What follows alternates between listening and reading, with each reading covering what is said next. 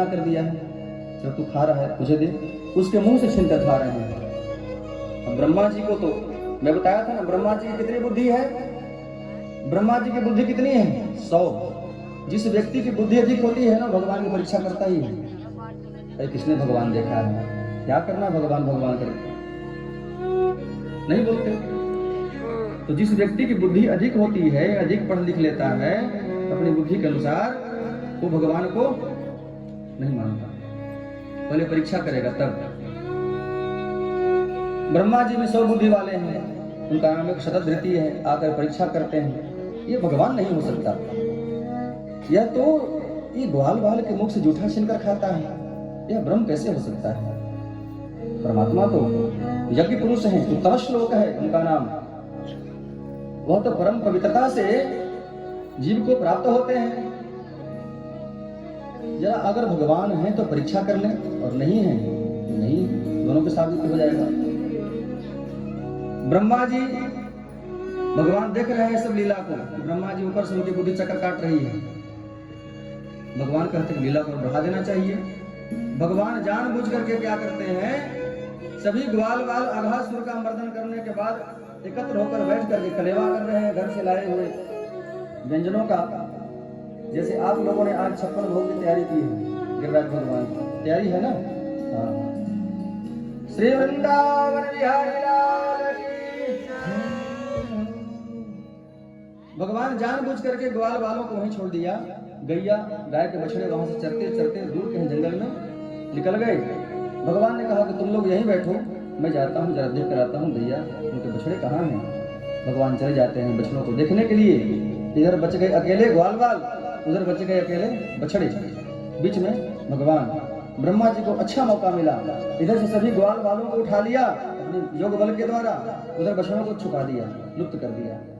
सबको लेकर कहाँ चले गए, किसी दूर लोक में।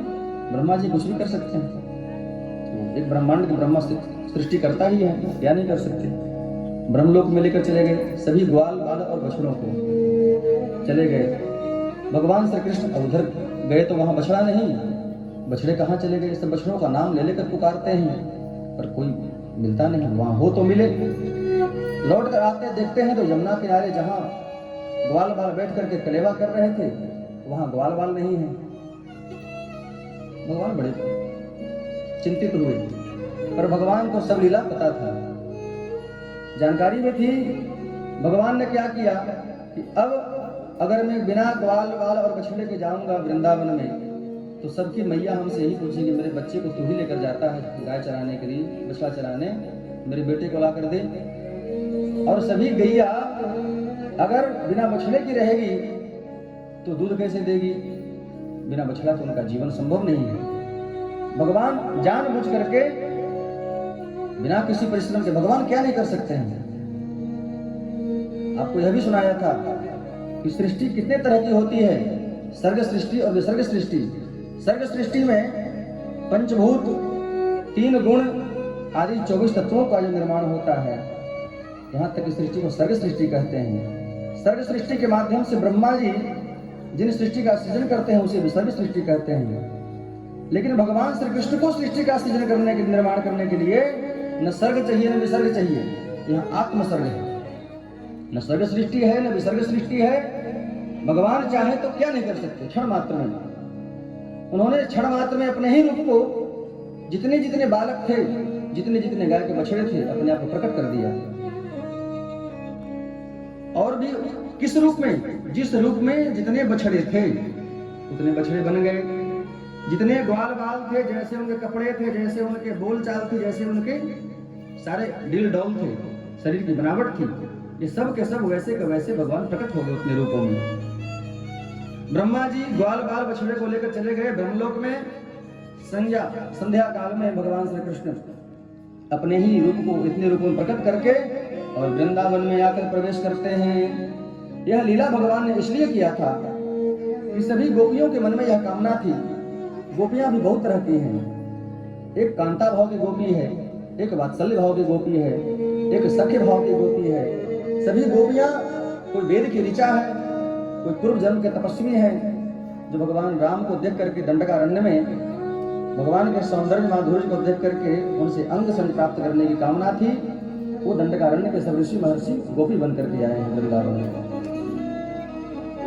सब गोपियों के मन में यह कामना थी कि नंदरानी का कितना सुंदर सौभाग्य है, कितना सुंदर सांवरा सवरना उनका बेटा है। ऐसा हमारा भी भाग्य होता कि ऐसे बेटे को हम भी गोद में लेते, उसको हम भी दूध पिलाते। भगवान ने उनके मन की बात को जान लिया। भगवान यह जानबूझकर लीला कर रहे हैं, जितने ब्रजमंडल में ग्वाल बाल हैं वो सब के सब कौन बन गए? अब भगवान श्री कृष्ण। क्योंकि असली जो ग्वाल बाल थे, वास्तविकता वाले, वो कहाँ चले गए? ब्रह्मा जी चुरा कर ले गए। इधर भगवान श्री कृष्ण ने उतने ग्वाल बाल, उतने बछड़े बन करके, गैयाओं के मन में भी यह कामना थी कि नंदरानी का कितना सुंदर सौभाग्य है कि वह कृष्ण को अपने स्तन का पान कराती है। तो भगवान ने गैया की इच्छा भी पूरा किया। सभी गाय के बछड़े आज कौन है? कृष्ण ही है। कृष्ण ही बछड़े बन गए, कृष्ण ही ग्वाल बाल बन गए। यह लीला 1 वर्ष तक चलती रही। इसी कथा को सुना करके कहते हैं श्री सुखदेव जी महाराज कि राजन परीक्षित, भगवान की यह जो अघासुर मर्दन की लीला है, यह 5 वर्ष में, जब उनकी अवस्था थी 5 वर्ष की भगवान श्री कृष्ण की, तब यह घटना घटी। भगवान ने यह लीला जो किया 5 वर्ष की अवस्था में किया, पर उनके जो बच्चे हैं ग्वाल बाल, वो 6ठे वर्ष में आकर बताते हैं। राजा परीक्षित ने प्रश्न किया, गुरुदेव ऐसे कैसे हो सकता है कि यह अघासुर मर्दन की लीला हुई 5वें वर्ष में और 6ठवें वर्ष में? 5 वर्ष की अवस्था को कुमार अवस्था कहते हैं। भागवत जी के मूल में है कि कुमार अवस्था की लीला को पौगंड अवस्था में बताया गया।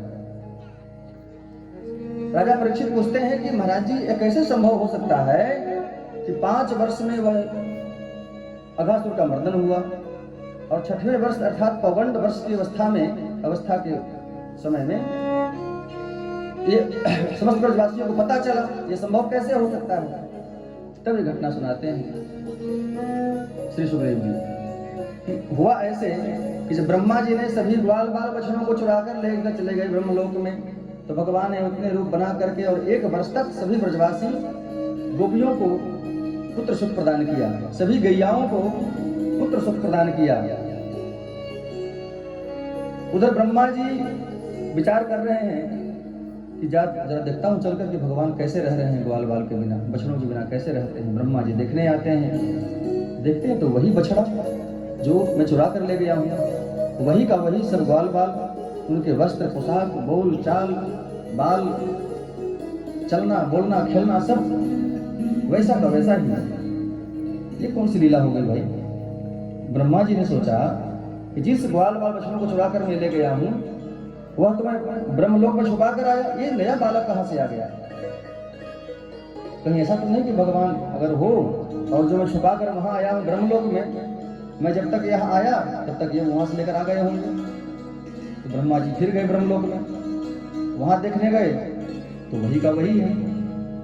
जिन बछड़ों और ग्वाल बाल को चुरा कर मैं ले गया था ब्रह्मलोक में भी है और यहाँ भी है, तो फिर असली कौन और नकली कौन है? समझ में नहीं आ रहा। ब्रह्मा जी कई चक्कर लगाए, ब्रह्मलोक में वृंदावन, ब्रह्मलोक से वृंदावन, वृंदावन से ब्रह्मलोक, ऐसे चक्कर लगाते रहे कई चक्कर।